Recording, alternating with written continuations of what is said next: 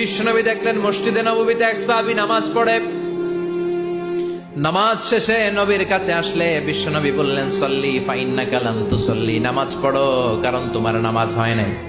সাহাবী আবার বললেন, আবার আসলেন, বিশ্বনবী বললেন, সল্লি ফাইন্নাকা লাম তুসল্লি, নামাজ পড়ো তোমার নামাজ হয় নাই।